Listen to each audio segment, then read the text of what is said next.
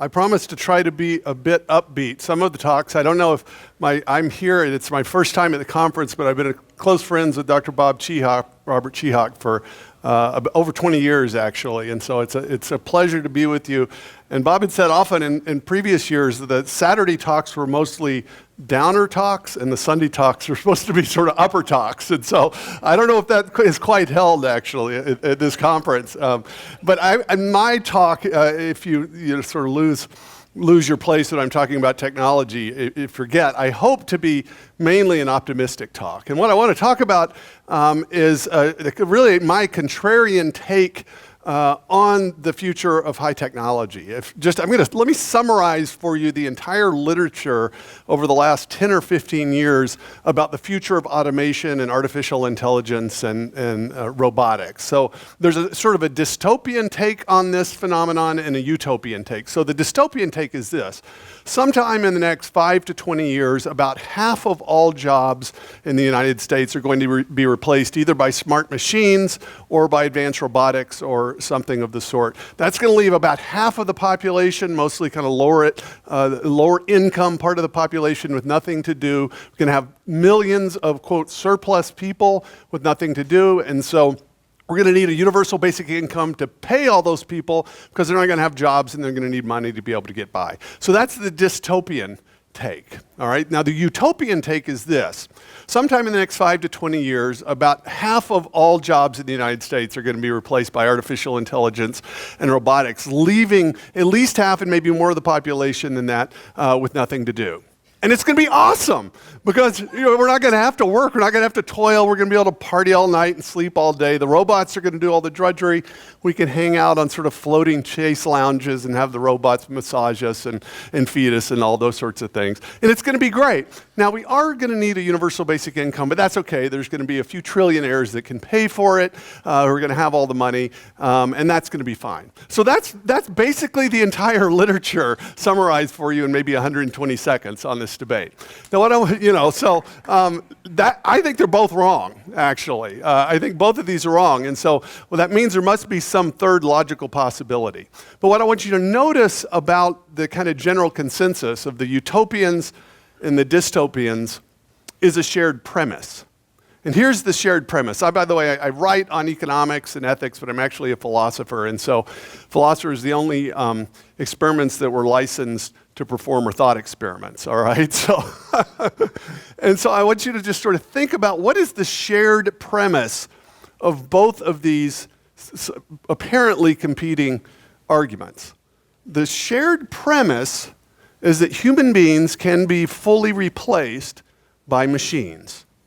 That is the fundamental assumption, the fundamental working assumption of almost the entire literature on artificial intelligence and advanced robotics. It's based on a kind of broader philosophical view that we could call materialism, which is just the view that matter is all that matters, and everything ultimately can be explained as the kind of bottom-up forces of, kind of blind forces of matter. So that's all sort of the background. And I could spend an hour actually giving you philosophical arguments for why human beings are not machines, based entirely on things that you already know. So I wouldn't need to make the arguments based on my theological assumptions, just based on the things that you already know about yourself as a free agent. I'm not going to do that. I don't want to give a philosophy talk on Sunday morning. I want to talk about the technology, and I hope help you understand what is actually happening in information technology, because I do think that there is disruption coming. In fact, it may be already starting, though I think most of it's actually in the future. So it's not as if there's nothing to worry about. It's just that all the sort of sound and fury about artificial intelligence and Skynet and the robots taking all our jobs prevents us, I think, from thinking clearly and preparing. But let me just kind of give you a taste of this so that I give you one example. There's a guy named Martin Ford who's a tech entrepreneur that wrote a book just a few years ago called The Rise of the Robots. And the purpose of the book, honestly, is to try to make the case for a universal basic income. I mean, it looks like a tech book, but it's quite clear that's what his motivation is. And if you're wondering if this is a new argument, this idea that robots are going to take all the jobs, some of you in this room probably know that in 1964, a group of leftist activists and scientists wrote a letter to then President Lyndon Johnson, arguing that the cybernetics revolution was here, and that sometime in the next 5 or 10 years, huge segments of the American population were going to be put out of work because of robotics. That was 1964, all right? They called for, guess what, a universal basic income, which didn't quite happen, but it wasn't a few months later that the president started his so-called war on poverty, which, based on its outcomes this many years later, we might want to rename the war on the poor, right? It didn't work. But these kinds of arguments about the technological future have been used for decades to argue for very bad political policies, right? Kind of anticipatory political policies. And so it actually helps to understand a little bit about what's going on in the technology. Here's how Martin Ford makes the argument. This is a perfect distillation of the point. The shift now underway, he says, will ultimately challenge one of our most basic assumptions about technology, that machines are tools that increase the productivity of workers. Instead, machines themselves are turning into workers. All right, now that's a crucial sentence, because notice, otherwise, Ford's arguments and all these arguments are going to be susceptible to the obvious economic objection that all these people are committing the so-called lump of labor fallacy, right? If it was actually true that technology permanently put people out of work, all of human history, right, from the moment a man first chipped two flint rocks together to start a controlled fire till 2019 would be this long, depressing story of increasing unemployment, right? And here we'd be reaching almost perfect unemployment at 100% by now, right? Well, obviously that's not what happened, right? That's not the story of human history. In 1776, 95% of the American population was living and working on farms. In 1900, it was about 50%. 2019, it's well less than 2% and continuing to go down. Now, there was massive disruption over that period, but of course, what happens is that when some way of working becomes obsolete, that means somebody's invented some way to do it better, right? To have less input and more output. That drives the cost of whatever that good or service is down, creates more disposable income, and it frees up people to do other things. And we always find other things to do. Human beings are quite ingenious in that way. And so the lump of labor fallacy just assumes there's just this fixed amount, this lump of work to be done, right? It's a finite amount of stuff. And once that work is done, there's nothing else to do. And so if we're doing a certain amount of work, and robots do that same work, then there's not going to be anything else left to do. That's the lump of labor fallacy. And so all the kind of high-tech people arguing for the universal basic income make this rhetorical shift. They say, no, now before technology enhanced our labor. Now, though, our technology is going to literally replace us. And that's a key thing to understand, right? That the argument only works, right, if there's an equivalence between humans and the machines that we make. Right? Because for A to replace B, A is going to need to have all the relevant properties of B. If, on the other hand, we are not machines, we're makers of machines, we can make machines that do things very much like we do and so forth, then the argument simply doesn't hold. All right, well, is this true? No, well, I'm going to give the conclusion here at the beginning. Don't buy it. Don't buy certainly the Skynet stuff. I'm not going to talk about so-called strong artificial intelligence, but this idea that robots, or rather computers, are just going to wake up one day and become conscious agents. This doesn't follow any more than worrying that if you make a tractor that's too big or strong, it's going to become an ox. It just doesn't make any sense metaphysically. There's no reason in the world to think that a computer is suddenly going to become a conscious agent. And the reason we think that, for most of us, is because we imbibe sci-fi, obviously. And so any movie or novel about robots has to explore this idea of what it means to be human. Can we make machines that will be just like us? Right? It would be a boring movie otherwise. Can you think of a 3-hour movie that's about nothing but the ship's computer on Star Trek, right? This is a 3-hour movie about Siri, right? This would be the most boring movie you can possibly imagine. So the needs of literature and narrative require that we sort of explore this, but there is absolutely no reason, either metaphysically or technologically, to think that computers, because we can make them do certain calculations that we can do and even do it better, somehow are going to become conscious. Any more than you need to worry about your car becoming conscious. There's just no reason whatsoever to think this, unless you already buy the prior metaphysic that we're just machines, in which case, I can't help you. You can worry. The good news is that we're going to find out if it's true or not.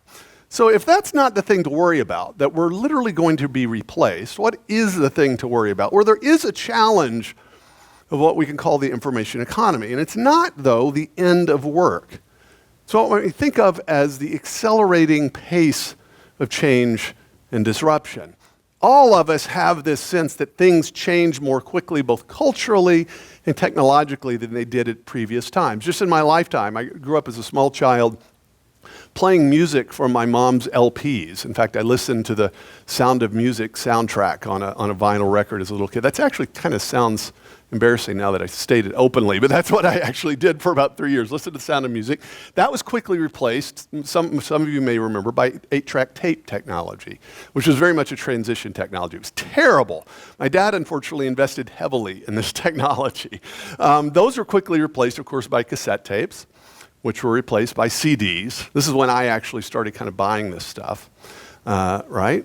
Which were replaced by MP3 files that we downloaded from the internet, which have already now been replaced by streaming MP3 files that we don't bother to buy. Right, so what is that? 5 or 6 different ways in which we store and sell and transmit music just in my lifetime. Right, that's the accelerating pace of change and disruption that didn't happen, say, from the dawn of the agricultural age until 1900, or let's say until the Industrial Revolution.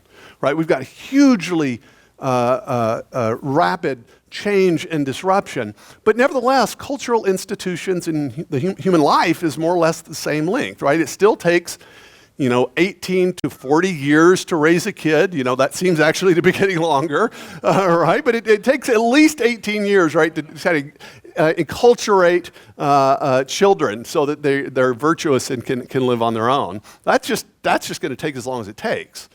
Right? But in fact, major things may happen just in the lifetime of a child. Right? My older daughter is 20, so she remembers the time without touchscreens and smartphones. My younger daughter is 16, and she was doing touchscreens before she could quite read. Right? That's just the reality. And that's the reality that if is actually for most of us that are older, that's not that big of a deal. But if you're 20 years old, it is an abiding reality. But that's not a worry about having nothing to do. That's a worry about how do I adapt and adjust to such a rapidly changing world. And I think the only way to sort of think about this is to think about what are the features of the information economy. Because in any economic moment, you sort of have, every person has 2 questions. One, what am I called to do? That is, what am I uniquely fit to do that could create value for other people? And how do I need to adapt to the world in order to be able to do that? Now, one's an introspective question, and one is an external question, right? It's often said, if we prepare our children properly, we will prepare our children for the road and not the road for our children, right? And so that's the question. And so in this moment, the question is, what is this economy like so that we can figure out how do we optimize ourselves, or how do those that are young and need to make this decision, how do they optimize themselves so that they can actually do well in that economy? Well, there are sort of 5 features, and this is, I'm kind of, again, consolidating some of the literature, putting my own take on this, but at least these 5 things typify the information economy. First is that it's highly disruptive, and it's disruptive certainly in terms of its pace of disruption. We can think of, I would say this type of disruption is mostly the cost. We all know about creative destruction, right? Well, the creative is the good, the disruption or the destruction is the bad, right? It's one thing to say, well, there are going to be fabulous new jobs 10 years from now, but tell that to a man that just lost his job in a factory and he needs to pay his rent this month, right? That's a cost. Second is that it's exponential, at least in the kind of information parts of the economy. It's digital, it's hyper-connected, and it's ever more informational, all right? And by understanding this, I hope to do 2 things.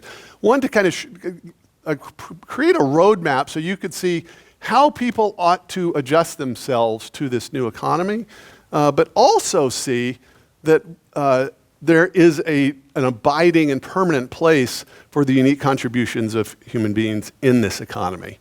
The first one is this exponential growth. Most of you, this is a scientifically literate crowd, so I won't spend a whole lot of time on the idea of exponential growth, though it does in general outstrip our common sense intuitions. Most of you have probably heard the famous story of the man, an apocryphal story no doubt, of the Indian man Sessa in the 6th century BC who invented the game of chess, and he went to the imperial city of Paladaputra to show this amazing thing to the emperor. And he shows the emperor and spends a few days teaching him the rules of the game. The emperor is so impressed that he tells Sessa, "What can I do for you as a gift for bringing this gift to my empire, to my kingdom?" And Sessa thinks about it. He says, "Well, I'm a humble man. I'm just a rice farmer. How about we take the chessboard with its 64 squares, and you just put 1 square of rice on the first square, and 2 on the second square, and 4 on the third square, and 8 on the next square." And so you just double it, right? So it's just an exponent of 2 in each of the 64 squares. And I'll just take however much rice that renders. So the emperor doesn't spend a lot of time thinking about it. It sounds like a good deal to him, so he starts doing it. 1, 2, 4, 8, 16, 32, 64, 128, 256. You see where this is going, right? Well, in exponential curves, you all probably know what this looks like if you sort of chart this on a non-logarithmic scale. It's that hockey stick image, right? Which looks mostly in its growth horizontally, flat at the beginning, and then suddenly it spikes up to an almost vertical ascent. Right, and so if the emperor wouldn't have been too concerned in the first half of the chessboard. He'd still end up with a lot of rice, but it'd be about as much rice as a farmer at the time could have harvested from a normal season. But then things kind of get out of hand, all right? And I presume at some point before this game is finished, Sessa probably lost his head, like John the Baptist, under that promise of King Herod, right? So it's hard to guess what you could run this out, how many grains of grains of rice you would need. It's actually 18 quintillion, right? I don't actually even know what quintillion is, but it's out past quadrillion, right? 18 to the 18th power, all right? So that's, again, think of the entire Himalayan mountain range is nothing but rice. That's about 18 quintillion grains, all right? That's exponential growth. Now, what does this have to do with technology? Well, most of you probably guessed it. Of course, Gordon Moore first noticed this in 1965, a co-founder of Intel Corporation. He was at Fairchild Semiconductor at the time, and he had noticed that engineers at the time about every 18 to 24 months, we're able to cram about twice the number of transistors on an integrated circuit as the previous 18 to 24 months. So this later came to be called Moore's Law. But the basic idea is that you get a doubling of processing power. He noticed it in terms of, okay, how many transistors can you cram on this integrated circuit? It was later sort of reinterpreted as just a growth in computational power. And Ray Kurzweil, the sort of leading transhumanist and a very interesting, if somewhat wacky guy, took this and has actually made something of a career of this, what you might call this Moore's Law. He calls it the law of accelerating returns, and he sees it everywhere, from the origin of the universe and galaxies and technology to, of course, computer and information technology. But the really interesting thing Kurzweil did is he said, well, okay, a lot of people might think that Moore's Law just has something to do with the physics of crystalline silica, right? With the particular form of information or computational technology that we're using at the moment. That's what people said. In fact, Gordon Moore thought, well, this exponential trend will probably continue for another 10 years. That was in 1965. And so Kurzweil said, well, let's trace this trend over all the computing technologies that we have used in the 20th century. It turns out there are 5 fundamentally different physical processes by which we've done computation in the 20th century. And he mapped this. I've got, this is a version of his graph here on a logarithmic scale, so it looks linear. But what you can see, the numbers are too small. So let me tell you what we're seeing here, is that we're seeing 5 different technologies starting around 1900 to the present, and that same exponential growth curve continuing to the present.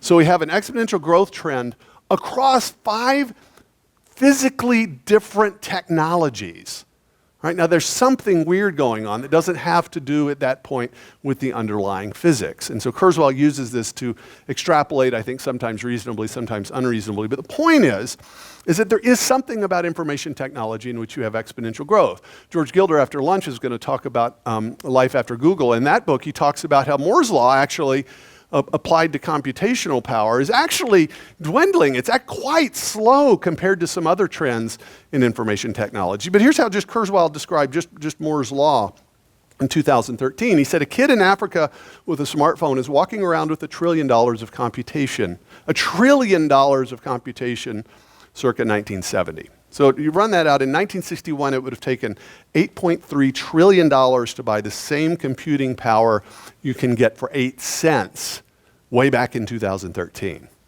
All right, that's exponential growth, and it's an absolutely extraordinary phenomenon. Third thing about the information economy is that it's digital. Now, most of us use this word and don't actually quite know what it means. The simplest way to think of digitization is the kind of the transformation of things into the native language of computers, zeros and ones, right? The digits, the binary, or just more simply, the transformation of things from the world of atoms and molecules to the world of bits, from the world of the physical world to the world of information. That's digitization. And we do this, right? I mean, you notice that in the movement from the LPs and the 8-track tapes and the CDs to MP3 files, right? These are software files. And they, of course, have a physical infrastructure, right? Hardware and internet and computers and hard drives and things like that. But the sort of way in which the music exists now is almost entirely informational. Why does that matter? Well, it matters for two really big reasons that economists realized, and the first really, I think, good book in this in the 1980s that pointed this out, is that digital goods are different from physical goods. So think about, for instance, a set of the Encyclopedia Britannica, an actual set, which used to be, at least in the United States, a sort of status symbol. My family, we grew up with this knockoff called World Book. It was terrible, but you know. But if you had the Encyclopedia Britannica on your shelves, that was a sort of status symbol.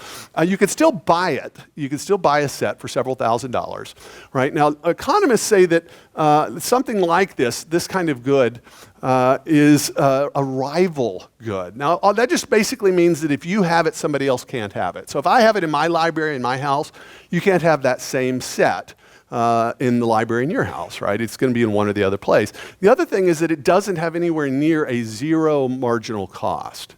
So in other words, each additional set that you produce is going to cost something. Now, you might, if you're the Encyclopedia Britannica company, print off 1 million sets at a time. You can bring the marginal cost, cost per unit way down, but still it's going to take paper and glue and cardboard and ink, and it's got to be stored somewhere, and it's got to be shipped somewhere, right? So it's always going to cost something, and it's a rival good. If you have it, somebody else can't have it. Now think about a subscription to the Encyclopedia Britannica online, which you can get, I think, for about $69.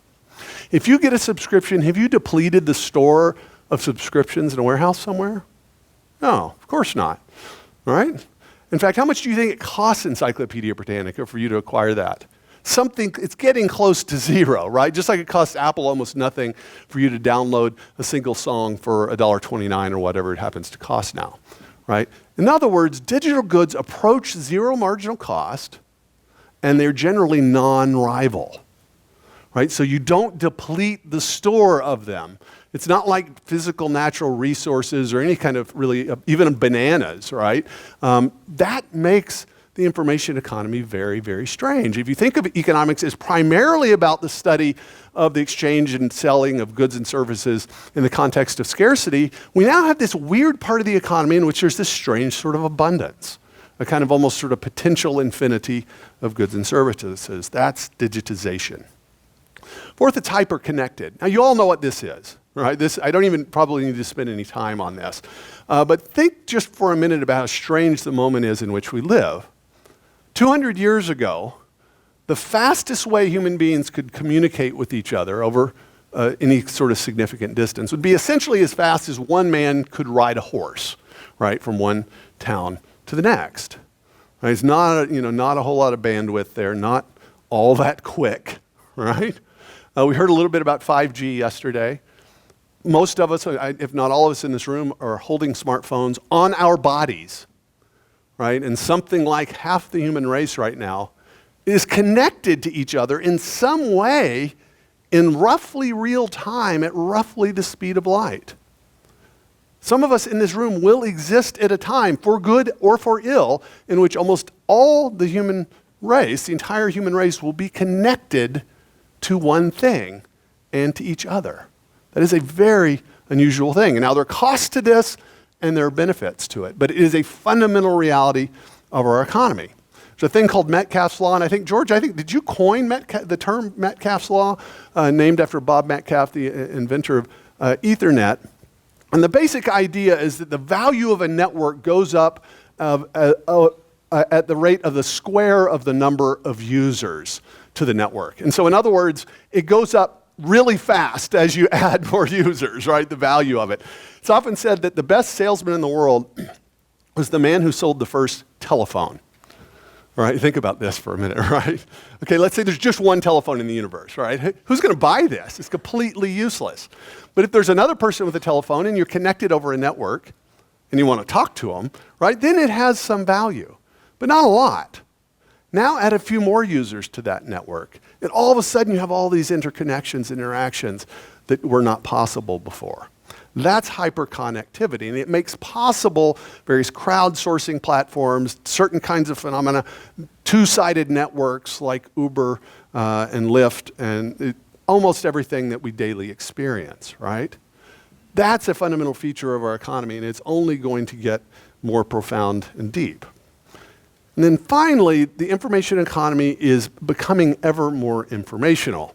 Now, to make this argument, I have to presuppose that information is a thing that we understand, right? And if any of you have studied this, you know that this is actually a really difficult technological question and philosophical question. What is information exactly?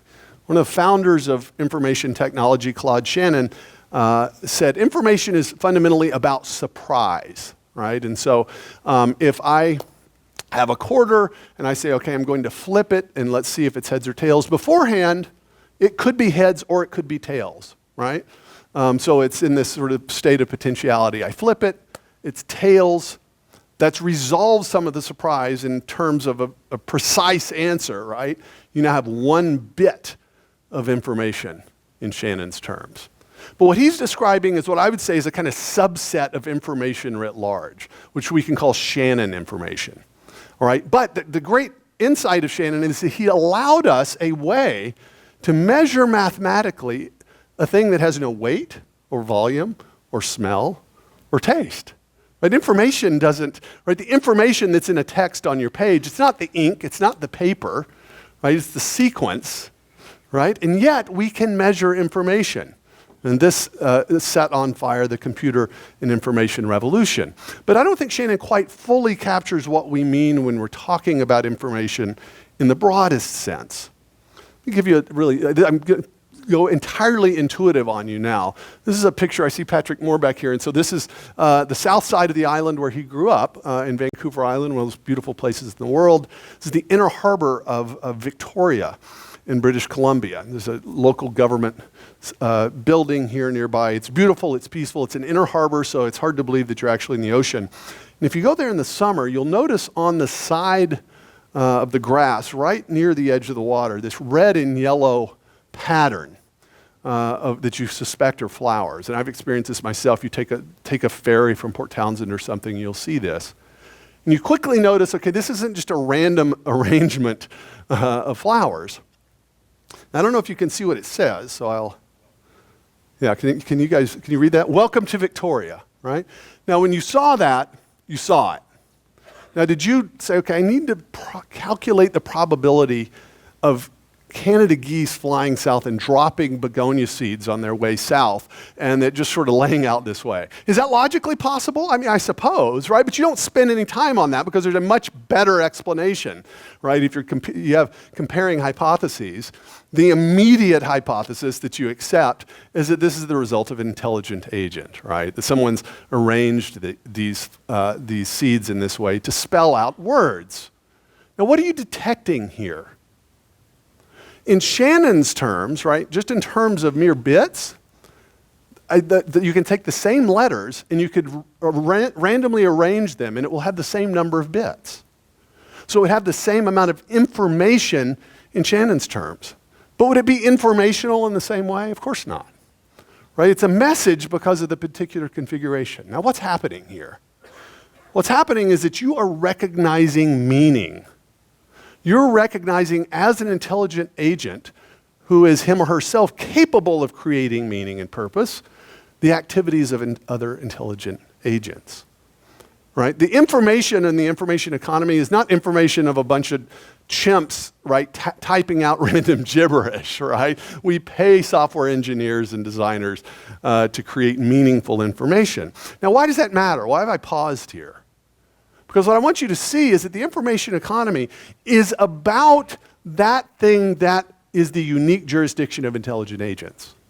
The information economist Henry Klausler said, we habitually associate the production and creation of new information with the activities of intelligent agents. And insofar as we are the unique producers of meaning and of new information, then an information economy is not one that need alienate us. It can be an economy actually in which human purposes and activity and creativity are at the center. That's a very, very different story than you're likely to get from either the utopians or the dystopians that are talking about the future of work. Now, with that as background, so that's the kind of 5 features of the information economy. That sets up a strategy for us on how not to be replaced by robots. Now, if you're retired, you're probably not worried about this. In fact, you may be hoping for one of those jazzy robot assistants that we keep seeing stories about that Japan is testing out or something like that. But if you're 20, you're worried about this. I can tell you, I was in Tucson. I come here actually fairly frequently, and I spoke to a group of 9th grade students at the Catholic high school here about 2 months ago, 9th grade, about this. And I thought, oh, this is going to be a disaster. I'm supposed to talk to them about robots, right? Lock the doors and pass out candy. No, they were transfixed because they were already thinking about this. They're consumers of media, and they were worried that robots were going to take all their jobs. Well, how do you not be replaced by a robot? Easy. You focus on your comparative advantage over machines. In fact, I would argue that you can focus on your absolute advantage over machines. Now, what does that mean? Well, think about what it means to be human. Not entirely, this isn't entirely what it means to be human, but in part, to be human is to be a person, to be an agent. Now, we are embodied beings, right? We're not sort of ghosts that are just trapped in bodies, right? But we're not also just merely animals that are entirely determined by our instincts. We are embodied agents who have capacities and the ability to think and to act for purposes with deliberation. Right? And as a result of that, we actually have the capacity, as Aristotle argued 2,400 years ago, to develop virtues. Now, what's a virtue? Aristotle says, well, the virtue is essentially the result of a habit. So what a virtue does, let's say you're perpetually late.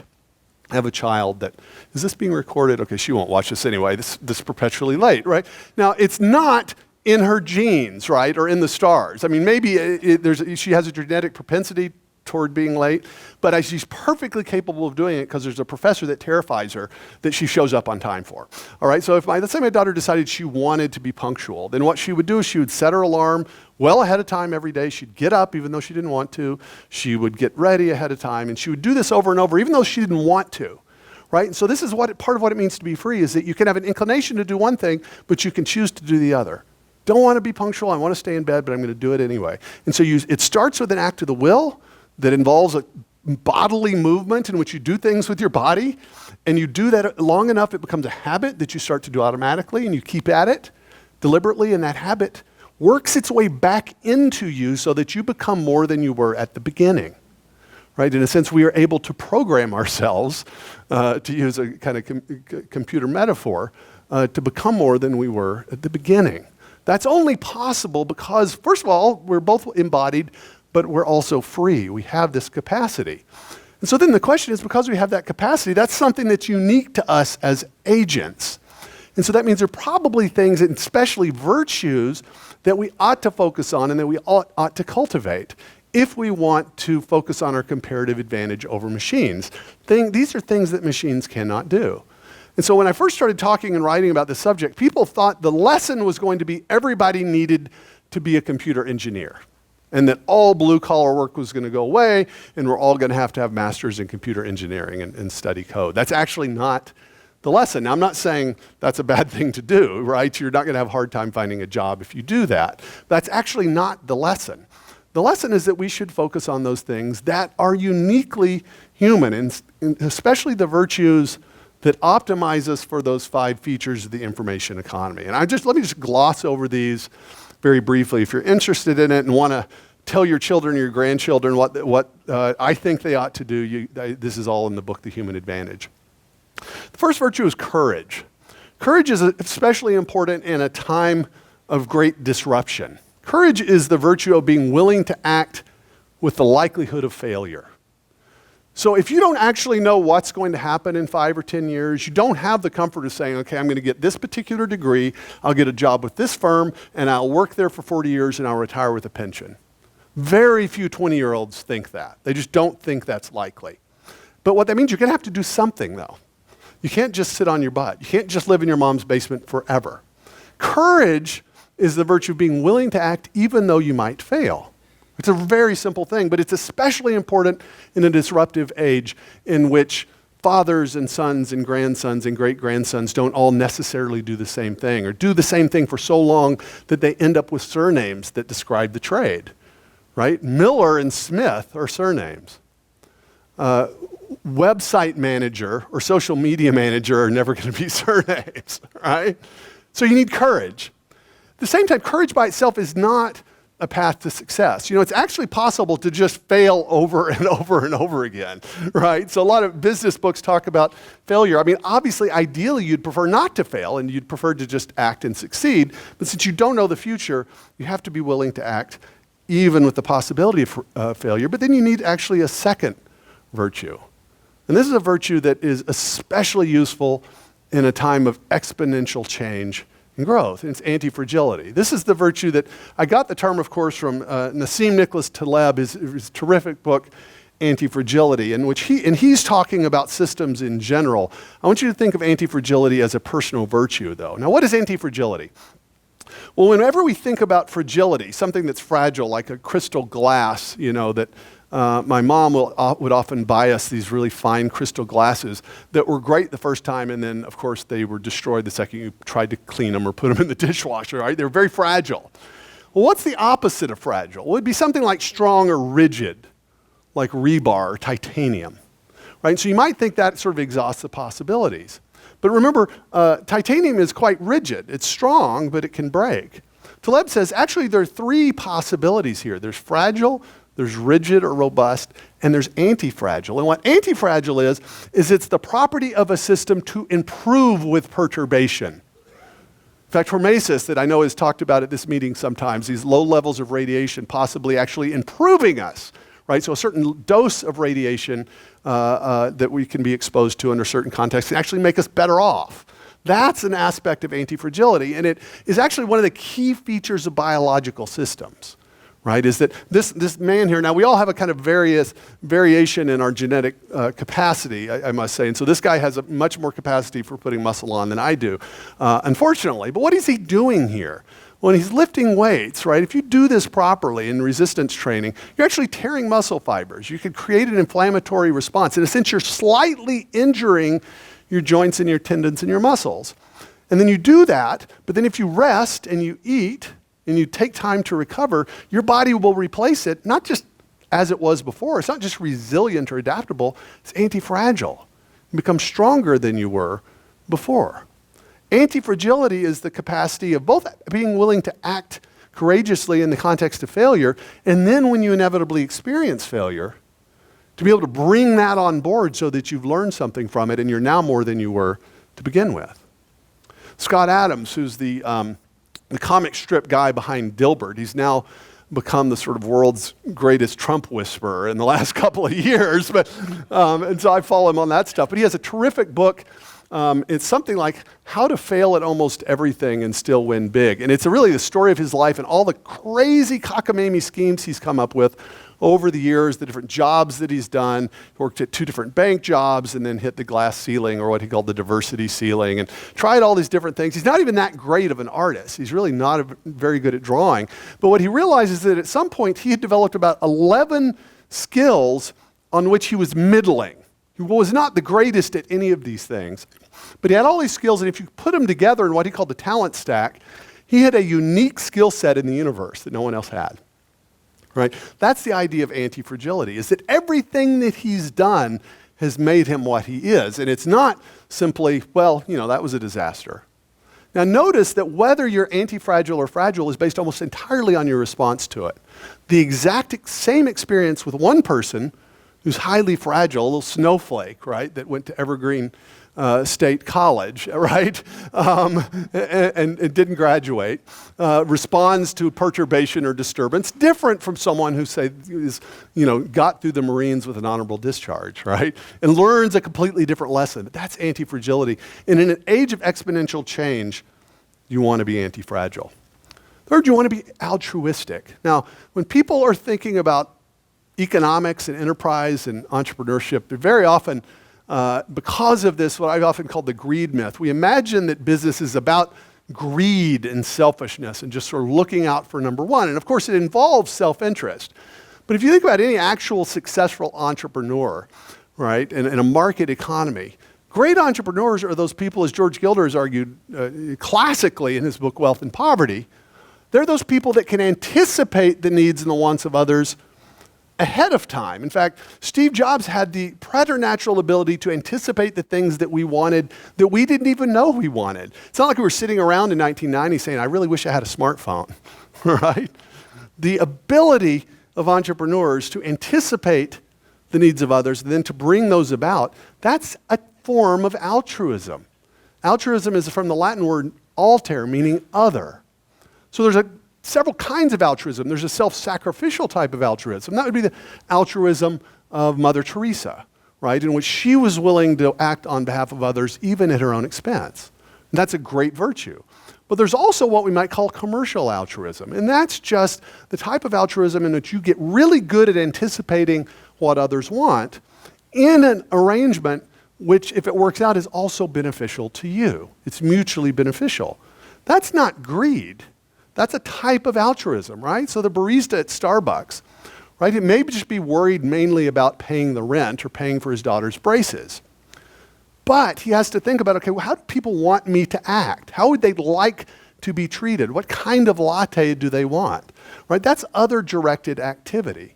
That has always been important if you wanted to succeed in a country with the rule of law in a market economy like we have. It's never been more important, though, in a digital economy in which it's possible to create all sorts of fabulous goods and services that provide for other people, even without actually drawing on natural resources, right? So a man that starts out as a personal trainer in St. Mary's, Washington, loses his job during the financial crisis, and he and his wife just start shooting workout videos with a wedding gift they got of a video camera in their garage, right? And they start doing this. Didn't even have any kind of audio video skill at all. A few people started watching it, and now they have over 5 million subscribers. It's called Fitness Blender, creating value for people all the way from Tucson, believe it or not, to Riyadh, Saudi Arabia. So that type of altruism, that virtue in which you think, what could I provide for people that they would want, is especially important. That's always a virtue, but what if you're sort of stuck in a subsistence farm in the middle of an impoverished country? That altruism isn't likely to get you very far. There aren't a lot of options. Every 20-year-old with even an average intelligence has hundreds of possible options for ways to create value. Fourth is collaboration, and this one is sort of obvious. Collaboration is a virtue. It is a type of humility. So the ability to collaborate is the ability to work from and with others and to learn from others. It's a tech entrepreneur that often says he reminds himself every morning that most of the smartest people in the world work for other companies, right? It's a really good thing to remember. If you think you're always the smartest person in the room, right, you're always going to want to be talking, and you're going to assume there's nothing you can learn from anyone else. But on the other hand, if you have the humility to realize, okay, you might be smart, but you don't know everything, and people have unique experiences, you could probably learn something from them, and you can probably get more done working with people under certain arrangements than you can get done by yourself. Right? If you're a good collaborator, you're going to be optimized for working in an economy that is ever more connected. I'm a college professor, but I also run a conservative online news and commentary site called The Stream, stream.org. And I run this thing most of the time from my pajamas, standing in my kitchen in Washington, D.C. And we have about 6 staffers in Dallas, Texas, editors around the country, and about 60 contributors from around the world, all integrated, of course, because of the internet and because of this platform called WordPress, in which I can see what everyone is doing, what they're working on, whether they're on the clock, how far along they are, all from my computer, standing at my island in my kitchen in Washington, D.C. That's only possible because of this efflorescence of information technology that allows a type of collaboration that was not possible before. And then the final virtue, I think the sort of supreme virtue, is what we might call creative freedom. Now, I write a lot on free markets and free enterprise and economics, and so I talk a lot about freedom. And so when I talk to high school and college kids, I always ask them to define liberty or freedom. And I can tell you that 100% of the time they say, well, freedom is getting to do whatever you want to do, right? So if I can go to bed whenever I want to and wake up when I want to and eat whatever I want, then I'm free. But if somebody's telling me what to do, then I'm not free. Right? Now, this is what philosophers call libertarian freedom, or freedom of indifference, right? If you are able to choose strawberry or vanilla ice cream, in that sense, then you're free, right? So imagine a little girl whose parents buy her a grand piano, and they say, honey, you're free to play that piano whenever you want. She's 6 years old. She's never had a piano lesson. She doesn't know how to read music, but she's free to go in there any time of day or night and sit down and plunk out on the piano. Is she free to play Rachmaninoff? Is she free to play that third nightmarish movement of Moonlight Sonata that nobody ever hears because it's so hard to play, right? Debussy? No, she doesn't have that freedom. She is a prisoner to her inability and her lack of experience. Now, how would she acquire the freedom to play Rachmaninoff? Well, she would sit herself down at that bench every day, probably. She'd play arpeggios and scales and chords and those really hard riffs over and over, deliberately and purposefully, and then maybe do this for 10 years, and then she would eventually acquire a freedom that she did not have at the beginning. But it is a freedom that's only achieved by self-restraint in pursuit of a very specific purpose. And so there is a greater freedom to be had by a type of self-restraint than there is the freedom of the tribes of Israel, right, who in the time when there was no king, they all did what was right in their own eyes, right? That's ultimately anarchy. That's creative freedom. That's the capacity of being able to actually transform yourself purposively to do something that you could not do at the beginning. And you could see why that would be a supreme virtue in an economy that is ever more informational, because it is meaningful information that is ultimately the source of value creation, or the primary source of value creation in the 21st century. And so we need to cultivate the virtues that allow us to do that. Now, I hope that this at least gives you a sketch of an entirely different vision of information technology. So many people, when they think about robotics and they watch TV shows and they think about artificial intelligence and Skynet, is that they think of information technology as if it's going to replace us. In other words, as our technology gets more impressive, we interpret that as a demotion of our place in the scheme of things. Somehow that lowers us in a cosmic significance. I don't think this makes any sense at all. In fact, whenever you see a machine or you see an amazing robot, Boston Dynamics that can jump over boxes and catch things in the air, what you should think is, wow, we can create amazing machines.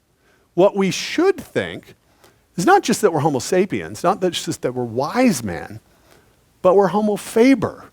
We're man the maker, right? We are creators, this unique hybrid of the material and the spiritual, the dust of the earth and the breath of God. As Thomas Aquinas says, God grants to creatures the dignity of causality.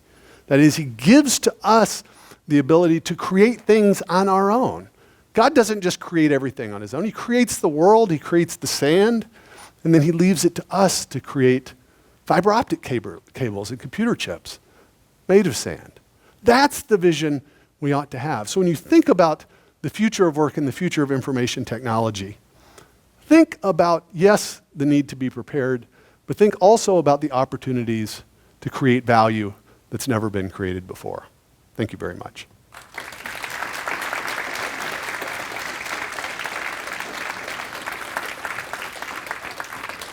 That clock is actually really nice. It works. What was that? Oh, here. The clock works behind you, they say. So there's a mic somewhere. Yeah, here it is. Right there. Oh, right. Okay. Yeah, I just wanted to say that I think a comment that I think the age of information began a little sooner than you seem to imply. I think it's a communication, and it began with the cavemen when Absolutely. language was developed. Absolutely. That was when we entered the age of information.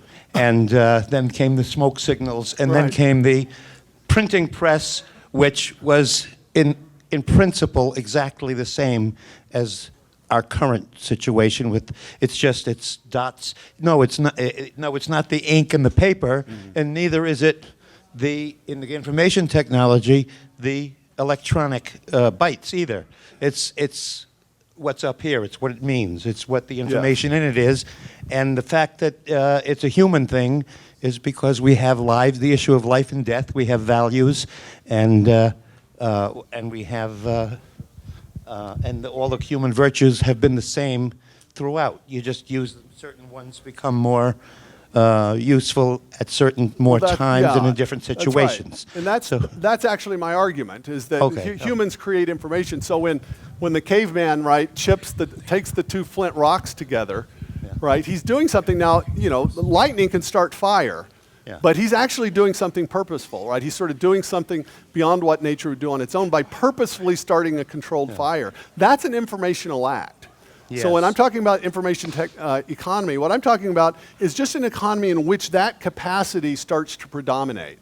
So there's a time in which, say, natural resources or property or land or animal labor might be predominant. What I'm saying is, but information is always, every value creation has been an informational act. My argument is that in the information economy, the information becomes a larger and larger sort of percentage of the total. But you're exactly right. Since humans first did a purposeful act, we've been in a type of information economy. Yeah, well, I guess the point I wanted to make is it's communication.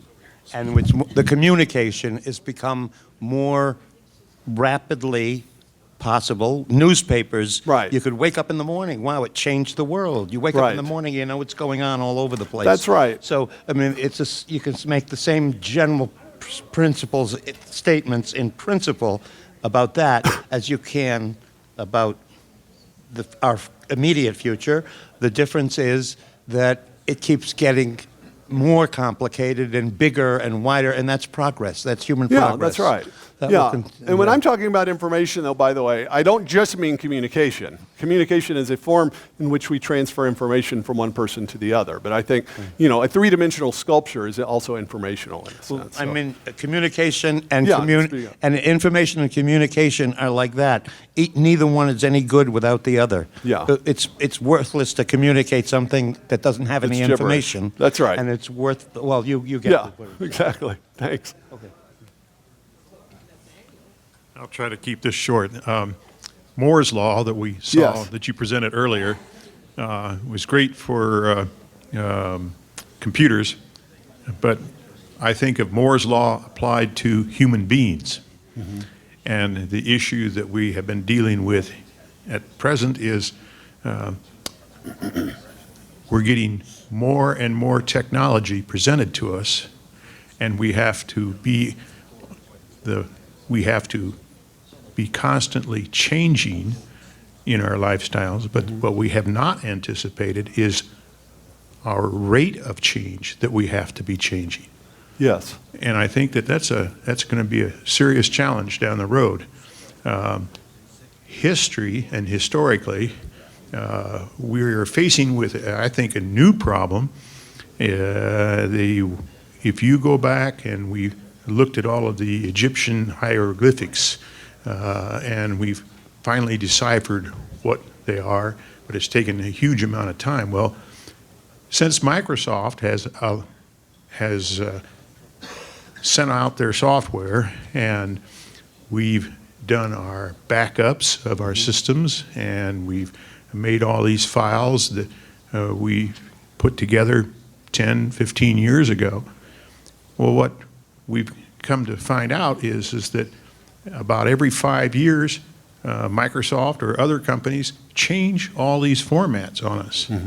And eventually, 5 or 10 years down the road, we will not be able to go back and look at these old files and figure out what they were or how to read them. Well, I do think that I will say, one of the key social dilemmas that we will have to deal with and are having to deal with is the mismatch between the pace of change in technology and the natural pace of biological systems and raising of families and cultural institutions, which have a kind of natural pace. I think there'll actually be money to be made for people that figure out a way to negotiate those two things, though. Thank you. What a gift you've given to all of us. This concept of the 5 virtues. I'm 78. My kids, they're very worried. Thank you. 5 virtues. Thank you. Appreciate it. Thank you. Agreed. I have a quick sidebar. You mentioned Ray Kurzweil. I Yes. followed his career. As I recall, he was, in the last 5 or 6 years, hired by either Apple or Google. Yeah. to just think of things. And I Yeah. haven't seen a thing from him since. Have you? Well, yeah, he's the director of engineering, actually, at the Google Corporation. In fact, Discovery Institute, we're having a conference that he's going to participate in Seattle in October. And so I think Ray Kurzweil is an interesting mix of insights and just completely crazy stuff. I mean, that's my honest view of him. He's a very smart guy. He's really good at predicting tractable problems in terms of sort of technological developments. Well, if he's done anything for Google, we don't know about it, which should be worrisome, right? Maybe it's under lock and key or it's patented. I don't know. Yeah, because he was essentially an entrepreneur and an inventor and a public intellectual. He's now an employee of Google. But I mean, the great thing about Kurzweil is that he makes predictions. And so all these claims about artificial intelligence and smart machines and conscious robots, they're in principle testable. Now you have to wait a while, right? But these arguments, I'm a complete skeptic about that. But I could be proved wrong, and Ray Kurzweil can be proved wrong. He's right now taking supplements to try to survive until 2037 or 43 when the singularity comes, when he thinks we'll be able to upload ourselves to the internet. So he's trying to hold out. I'm not worried about it. So, all right. All right. Thank you very much. My pleasure. Professor. Great to That be was with you. Fascinating. All right.